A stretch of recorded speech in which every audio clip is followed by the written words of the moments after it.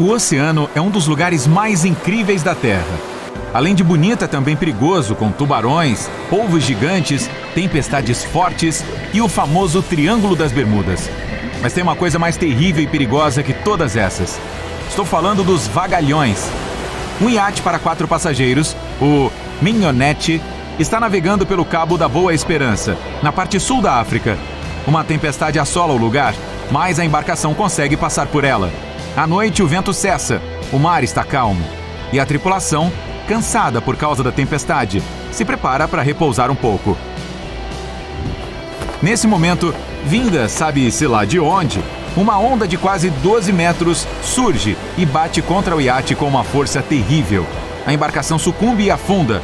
Felizmente, os passageiros conseguem escapar a bordo de um bote salva-vidas. Nos 24 dias seguintes, ficam à deriva no mar aberto, até que são salvos por um navio que passava ali perto.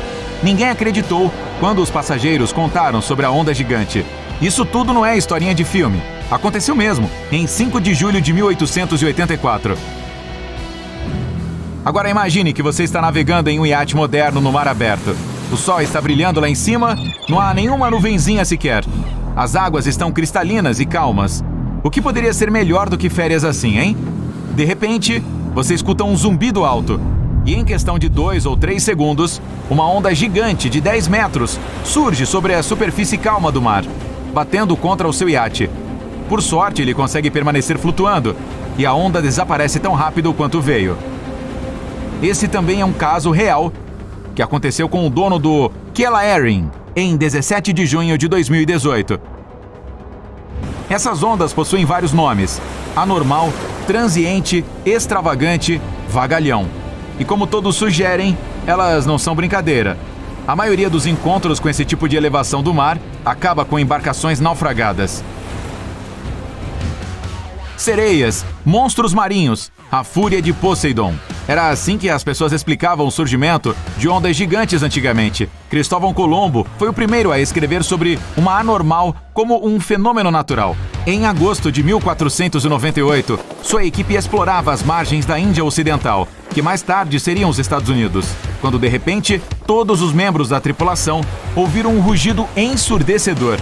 Então uma onda majestosa, com 27 metros, surgiu do nada. Felizmente ela passou, e Cristóvão seguiu seu caminho.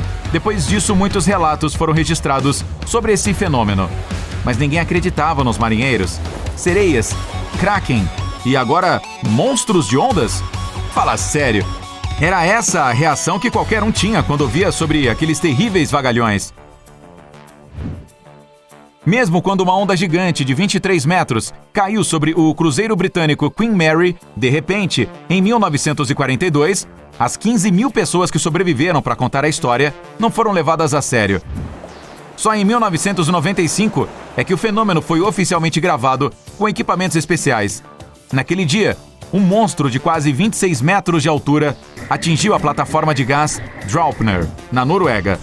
Para estudar a natureza dessas ondas, no ano 2000, a União Europeia criou um projeto internacional chamado MaxWave.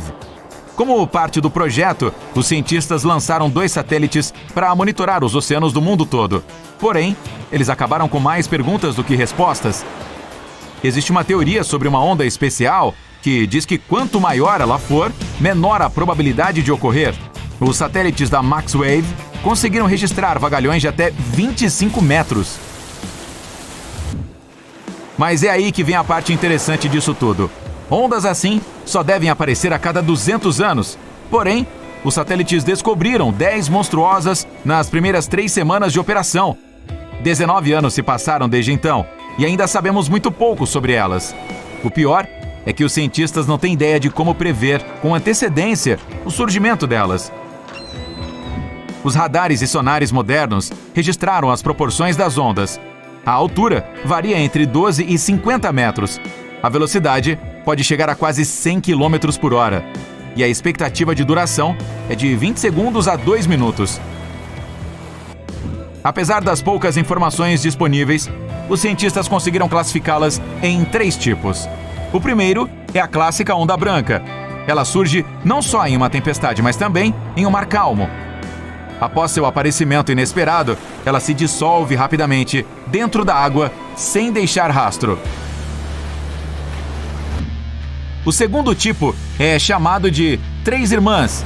Sim, são 3 consecutivas, cada uma mais gigante que a outra. Até um navio cargueiro grande poderia quebrar se fosse pego por uma delas. O terceiro tipo é chamado de monstro, e o mais perigoso e imprevisível. Imagine um prédio de 15 andares. O espetáculo deve ser maravilhoso, mas eu não iria querer vê-lo presencialmente. Enfim, você pode assistir a um monte de vídeos sobre isso no YouTube, mas só depois de terminar de ver o nosso. O que será que provoca esses vagalhões solitários? Ninguém sabe ao certo. Talvez eles possuam a mesma natureza dos tsunamis? Não mesmo. Os tsunamis ocorrem como resultado de terremotos subterrâneos e crescem à medida que se aproximam do litoral. Tem gente que acredita que surgem quando a superfície da corrente marítima encontra um forte vento contrário. Outros têm certeza de que nascem da colisão de correntes quente e fria.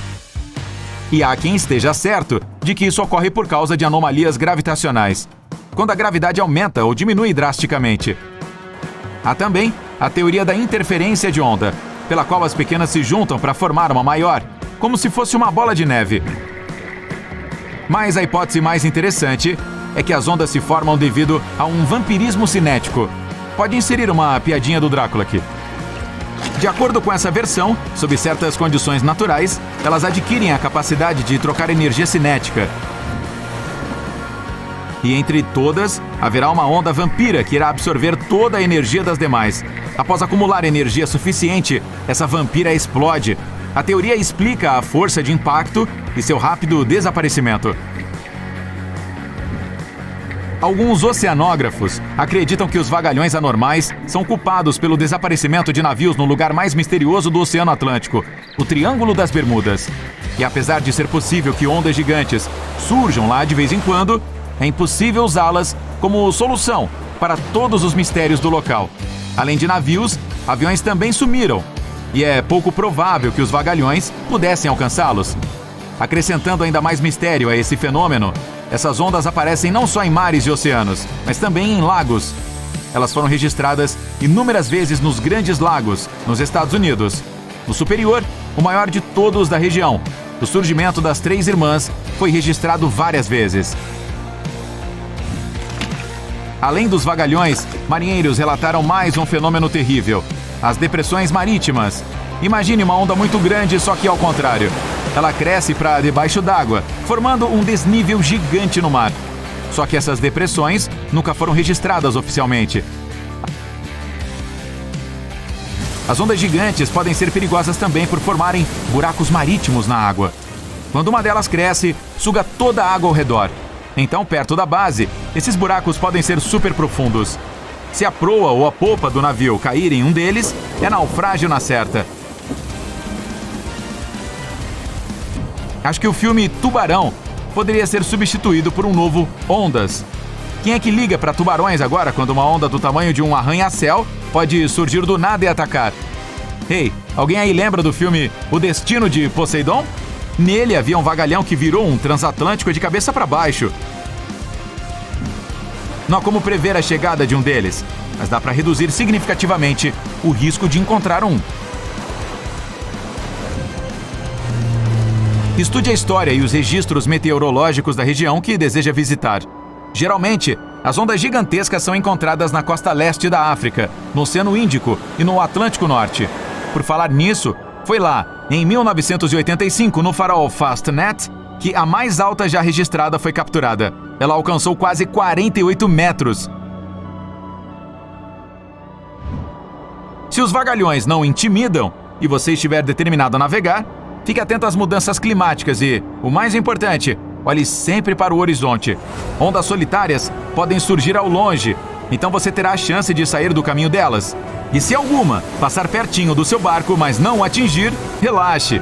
Você é mesmo um sortudo.